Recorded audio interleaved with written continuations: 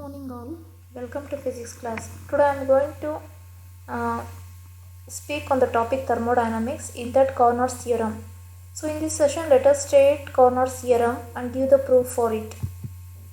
The statement of Carnot's theorem is: no engine can be more efficient than a Carnot's engine operating between the same two temperature. Proof of this.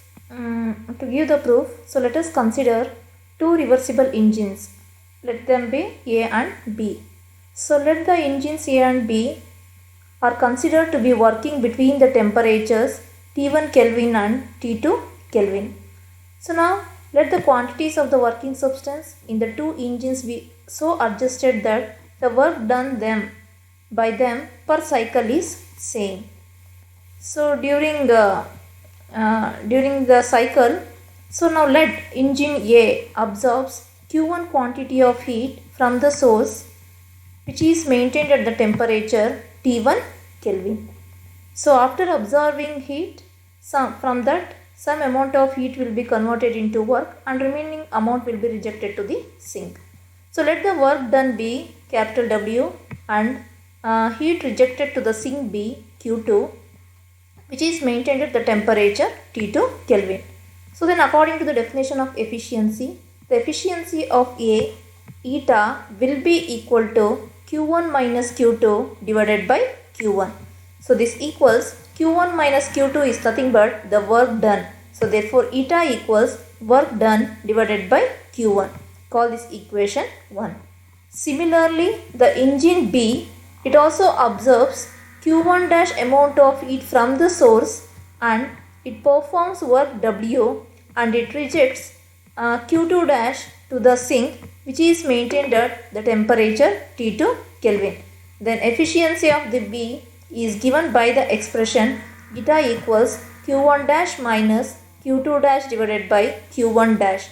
So this will be equal to W divided by Q1 dash. Call this equation 2. So now suppose, let us consider, let the efficiency of the engine A is more than the efficiency of the engine B. So then mathematically we can write eta A greater than eta B. Substituting for eta A, we have W divided by Q1 greater than W divided by Q1 dash, or simplifying this we can write Q1 dash greater than Q1. Call this equation 3.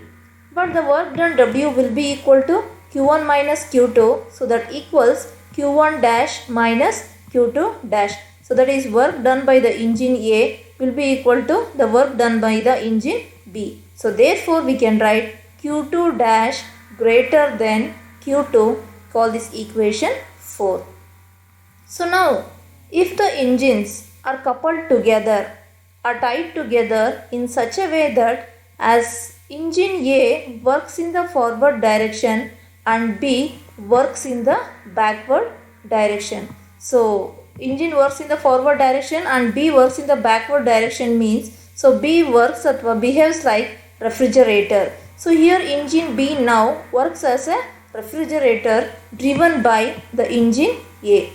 So as a result of this, the engine B absorbs heat Q2 dash from the sink at temperature T2 Kelvin and rejects Q1 dash amount of heat to the source at which is maintained at the temperature T1 Kelvin after performing work W. So now the work W required, or whatever the heat to do work required to be done on B is given by the engine A. So therefore for coupled engines A and B, the net amount of heat taken from the sink at temperature T2 Kelvin is Q1 dash minus Q2 and the heat rejected to the source at temperature T1 Kelvin is Q1 dash minus Q2. So from the equations 3 and 4, it gives, or it implies that both the quantities, so Q1 dash minus Q1 and Q2 dash minus Q2 are positive.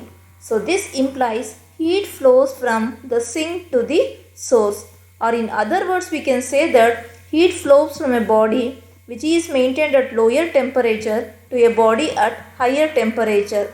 So this is against the law of thermodynamics. Hence, eta A or efficiency of the engine A cannot be greater than the efficiency of the engine B. So this proves that reversible heat engines working between the same two temperature limits have the same efficiency. Hence the law. Thank you.